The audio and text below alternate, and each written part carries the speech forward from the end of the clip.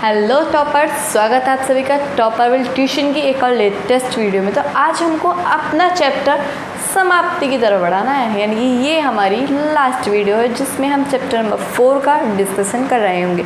और वो भी क्या है, बहुत शॉर्ट वीडियो होने वाली है, एंड तक देखिएगा, स्किप मत कीजिएगा बिल्कुल भी, क्योंकि इसके बाद आपके सारे डाउट्स चैप्टर से रिलेटेड क्लियर हो जाएंगे।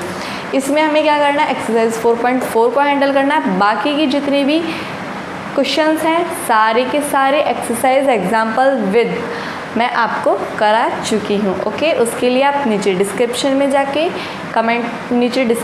जाके चेक कर सकते हैं। ओके, देखते हैं क्वेश्चन नंबर 1। क्वेश्चन नंबर 1 क्या कह रहा है बच्चा? क्वेश्चन नंबर 1 कह रहा है कि निम्न द्विघात समीकरणों की, ये जो हमको द्विघात समीकरण दी हुई हैं, इनके मूलों की प्रकृति ज्ञात कीजिए और यदि उनके मूलों का अस्तित्व है तो उन्हें भी निकालिए। ठीक है, तो क्या करना है हमें, मैंने प्रीवियस वीडियो में आपको बहुत अच्छे से क्लियर करा था, जिसका लिंक आपको आई बटन में मिल जाएगा, कि मूलों की प्रकृति को कैसे करना है।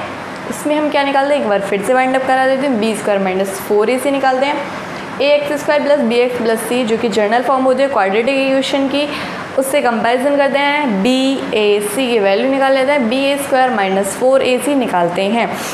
अब यदि B² - 4AC नेगेटिव आता है तो रियल रूट्स नहीं होते हैं, यानी कि उसके मूल नहीं होते हैं, वास्तविक मूल नहीं होते हैं।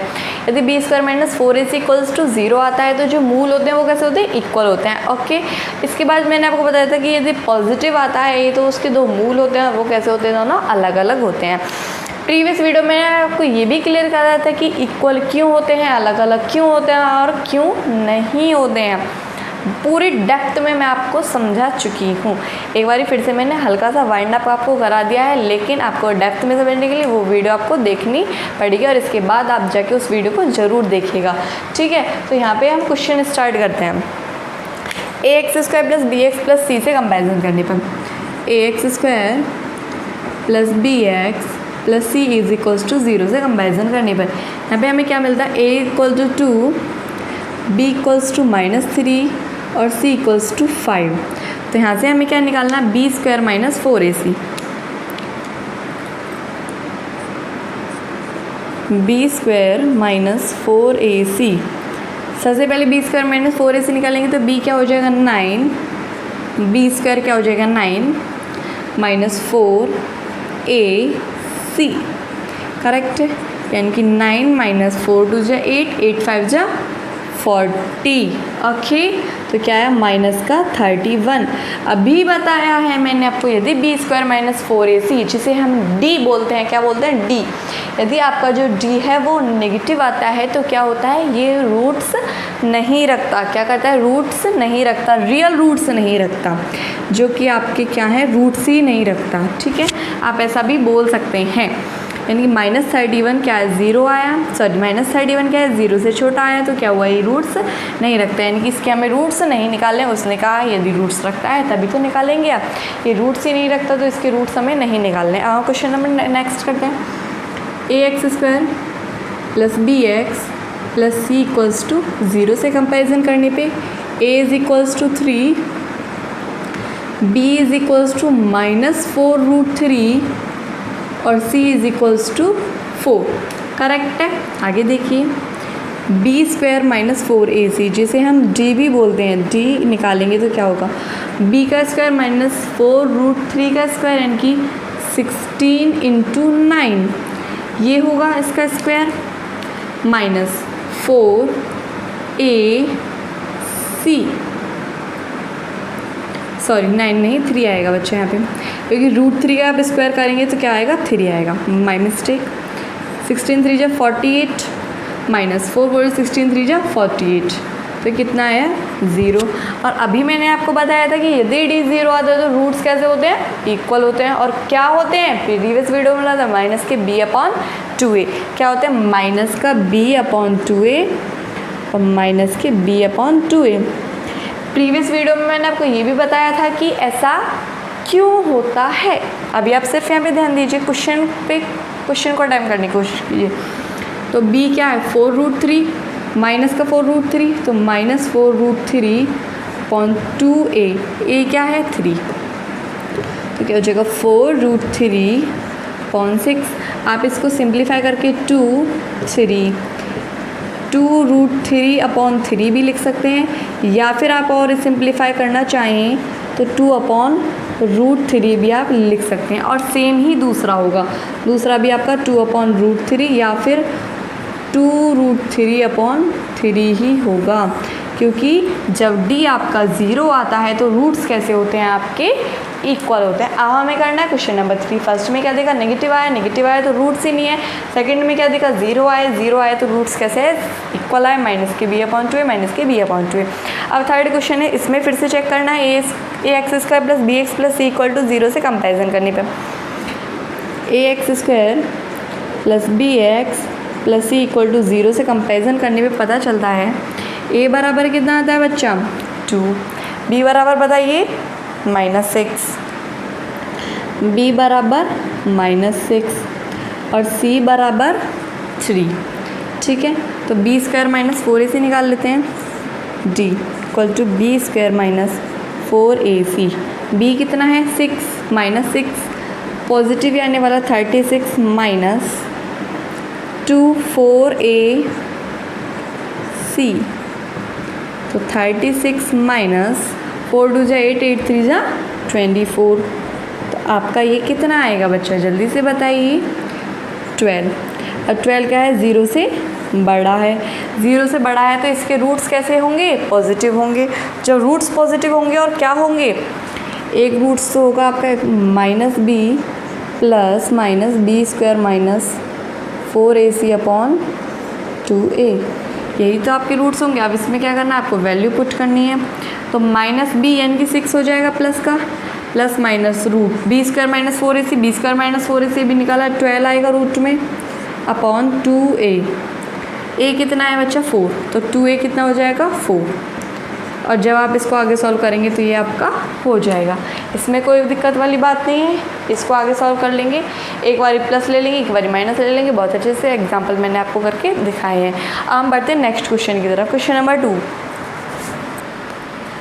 2 देखिए बच्चा, क्वेश्चन नंबर 2 क्या कह रहा है।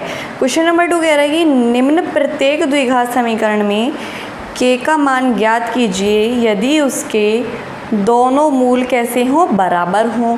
तो दोनों मूल बराबर होने के लिए क्या कंडीशन होती है, दोनों मूल बराबर होने के लिए जो d होता है आपका, यानी कि b² - 4ac क्या होता है आपका 0 होना चाहिए। करेक्ट है, यही है। तो ax² + bx + c = 0 से कंपैरिजन करेंगे। जब कंपैरिजन करेंगे तो हमें पता लगेगा कि a बराबर क्या है 2, b बराबर क्या है k और c बराबर क्या है 3। अब हमें b² - 4ac निकालना है और इसको इक्वल टू क्या करना है 0 रखना है। 0 क्यों रखना है, क्योंकि उसने कहा मूल कैसे हैं, बराबर हैं। बराबर हैं तो क्या होगा, ये इक्वल टू 0 होंगे। ठीक है, तो b² - 4ac = 0 यानी कि k² - 4ac = 0। k² - 4 2 = 8, 8 3 = 24 = 0। k² = 24, इधर नेगेटिव है, इधर जाके पॉजिटिव हो जाएगा और यहाँ से क्या आ जाएगा √24। अब आपको ये तो तोड़ने आते ही होंगे, अगर नहीं भी आते हैं तो एक बार आप ऐसे देख लीजिए 12 2 ज़ा, और 12 को क्या लिख सकते हैं 6 2 ज़ा × 2। ओके, इधर 3 × 2 भी लिख सकते हैं। और k = 2√6 प्लस माइनस में वैल्यू आएंगी, क्योंकि प्लस का स्क्वायर करोगे तो भी 24 आएगा और माइनस का स्क्वायर करोगे तो भी 24 आएगा। तो इसके दो रूट्स हो गए, एक 2√6 एक -2√6। दोनों वैल्यू क्या करेंगे, इसको सेटिस्फाई करेंगे। ठीक है, हम नेक्स्ट क्वेश्चन देखते हैं। इसमें भी ऐसे करने, पहले से थोड़ा सा सिंप्लीफाई कर लेते हैं। kx² - 2kx + 6 = 0। ठीक है, अब ax² + bx + c = 0 से कंपैरिजन करते हैं तो क्या मिलता है, a = k, b = -k 2k, क्योंकि सिर्फ x plus c and c = 6। Okay, तो यहाँ से क्या करते हैं g = 0 रखते हैं, यानी कि b square minus 4ac equals to 0 रखते हैं। जब रखते हैं बी स्क्वायर क्या होगा 4k square minus 4a and c equals to 0। तो 4k square minus 24k equals to 0। ये वाली चीज़ नेगेटिव है, इधर जाके कैसी हो जाएगी पॉजिटिव। तो 4k square is equals to 24k। आपका एक k से एक k कैंसिल आउट हो जाएगा तो क्या बचेगा 4k इज इक्वल्स टू 24 और k बराबर क्या आएगा आपका 6। तो जो 6 होगा वो इस कंडीशन को सेटिस्फाई करेगा। जब आप इसमें 6 रखेंगे तो क्या हो जाएगी वैल्यू, जब आप इसके मूल निकालेंगे तो क्या जो इक्वेशन बनेगी वो उसके मूल कैसे होंगे बराबर होंगे। सिर्फ हमें क्या करना था इसी वाले क्वेश्चन में, सिर्फ हमें ये करना था। उसने कहा था इन इक्वेशंस के k का ऐसा मान ज्ञात कीजिए कि जो इक्वेशन है वो क्या हो जाए उसके 2 बराबर मूल आए। तो 2 बराबर मूल आने के लिए सबसे बड़ी कंडीशन क्या है, ये 2 बराबर मूल कब हो सकते हैं बी स्क्वायर माइनस 4ac क्या हो 0 हो। तो हमने क्या करा बी स्क्वायर माइनस 4ac निकाल के 0 रख दे तो k की वैल्यू हमें दोनों क्वेश्चन से मिल गई। हम नेक्स्ट क्वेश्चन की तरफ बढ़ते हैं। आप इसका स्क्रीनशॉट ले सकते हैं। बच्चों क्वेश्चन नंबर 3 आपको शो हो रहा होगा, यहाँ से पढ़िए कि क्या एक ऐसी आम की बगिया बनाना संभव है जिसकी लंबाई चौड़ाई से क्या हो दुगनी हो और उसका क्षेत्रफल 800 मीटर स्क्वायर हो। तो संभव का मतलब पता है क्या पूछना चाह रहा है वो आपसे। मैंने एग्जाम्पल में आपको बताया भी था कि आपको इक्वेशन बनानी है, जिस हिसाब से उसने क्वेश्चन दिया है उस हिसाब से आपको इक्वेशन बनानी है। फिर इक्वेशन बनाने के बाद बी स्क्वायर माइनस 4ac निकाल के आपको चेक करना है कि क्या ऐसा पॉसिबल है। पॉसिबल कब हो सकता है, सिर्फ 2 कंडीशन में, है तो वो 0 आए या पॉजिटिव आए। ठीक है, नेगेटिव आएगा तो रूट्स नहीं होंगे, इनकी ऐसी कंडीशन पॉसिबल नहीं है। करेक्ट है, तो वही अभी हम देखने वाले हैं। पहले हम क्वेश्चन करते हैं। अब क्वेश्चन क्या करें, यानी कि पहले इक्वेशन बनाते हैं कि यदि हम चौड़ाई को क्या कर लें x मान लें, लेट जो बिड्थ है वो क्या कर लिया हमने x मान ली, तो लेंथ कितनी बोल रहा है वो दुगनी यानी कि 2x हो जाएगी। अब उसके बाद उसने बोला है कि जो एरिया है वो कितना होना चाहिए 800 मीटर स्क्वायर होना चाहिए। तो according to question L into b क्या हो जाएगा 800। अब L क्या है x into 2x equal to 800 यानी कि 2x स्क्वायर इक्वल टू 800। अब आप यहाँ से डायरेक्ट नहीं करना चाहें -800 इक्वल टू 0, ऐसे करके आपकी इक्वेशन बनेगी। अगर आप यहाँ पे कंपैरिजन करते हैं, वैसे तो डायरेक्ट भी आपका आंसर आ सकता है क्योंकि x स्क्वायर बराबर क्या हो रहा है आपसे, यहाँ से हमें अलग अलग पता चल रहा है, हमें निकालने की ज़रूरत नहीं है बी स्क्वायर माइनस 4ac क्योंकि ये क्या हो जाएगा 400 और x बराबर क्या आ जाएगा 400 को जब आप ब्रेक डाउन करेंगे तो बच्चा क्या आएगा, इसको सॉल्व करके आएगा प्लस माइनस 20। अब -20 तो ले नहीं सकते, 20 ले सकते हैं लेकिन -20 नहीं ले सकते क्योंकि ये क्या है लेंथ है जो कि क्या रहेगी ऑलवेज पॉजिटिव रहेगी। वैसे तो हमें पता चल रहा है सीधा सीधा आंसर निकल रहा है, लेकिन अगर आप चाहें तो ax square plus bx plus c equals to 0 से भी चेक कर सकते हैं। यहाँ पे b आपका 0 रहेगा और c बराबर -800 रहेगा और a बराबर आपका 2 रहेगा। बी स्क्वायर माइनस 4ac निकालेंगे तो वो आपका पॉजिटिव ही आएगा। ठीक है, क्योंकि बी स्क्वायर 0 माइनस 4ac 1600 आएगा, 1600 आपका पॉजिटिव है। ठीक है, उससे भी आप निकाल सकते हैं। अब हम करते हैं क्वेश्चन नंबर 4। क्वेश्चन नंबर 4 देखिए, क्वेश्चन नंबर 4 कह रहा है कि निम्न स्थिति संभव है, यदि है तो उनकी वर्तमान आयु निकालिए। ठीक है, ओके देख लेते हैं क्वेश्चन क्या बोल रहे हैं। 2 मित्रों की आयु का योग 20 वर्ष है। 2 फ्रेंड्स हैं, उनकी जो आयु है, उनकी जो एज है, उनका अगर हम टोटल करें तो वो कितना आता है 20 आता है। अब 4 वर्ष पहले जो उनकी आयु थी उनका गुणनफल कितना था 48 था। क्वेश्चन कहते हैं 4 है, ठीक 4 क्वेश्चन है तो करते हैं। माना जो पहला मित्र है, ऐसे मान लेते हैं जो पहला फ्रेंड है उसकी एज कितनी है x, तो जो सेकंड फ्रेंड होगा आपका उसकी एज कितनी होगी 20 माइनस एक्स, करेक्ट। अगर आपकी 10 है तो उसकी कितनी होगी 20 माइनस 10 यानी कि 10, जब भी तो दोनों का टोटल 20 आने वाला होगा, ठीक है। तो एक एक्स है, एक 20 माइनस एक्स है। 4 वर्ष पहले, 4 वर्ष पहले यानी कि अब से 4 साल बाद, अगर अब आपकी एज 15 साल है तो 4 साल पहले 11 साल होगी, ठीक है। यानी कि -4 करके पता लगा, तो इनकी भी -4 ही होगी एज।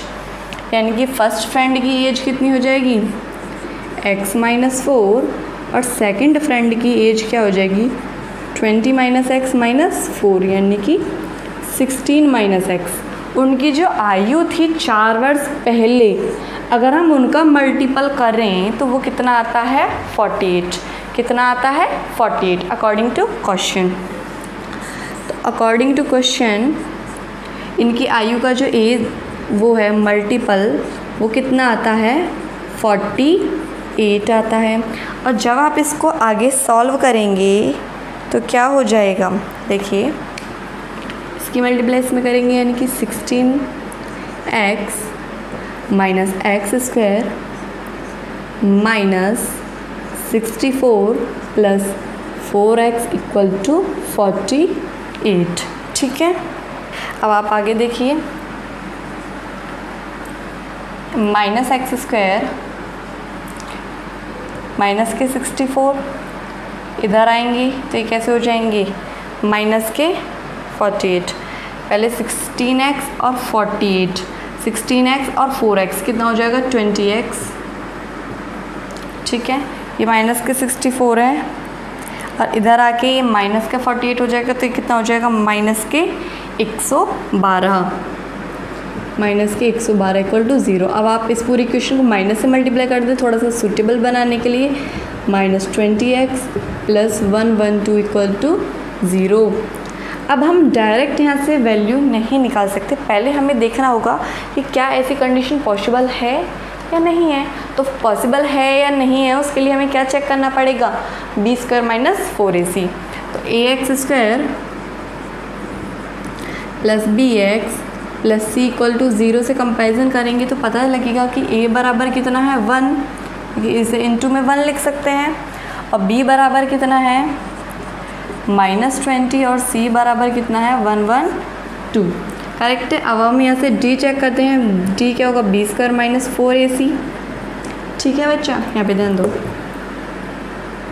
-20 का स्क्वायर करेंगे तो क्या आएगा 400 minus 4a into c, 4ac, ठीक है।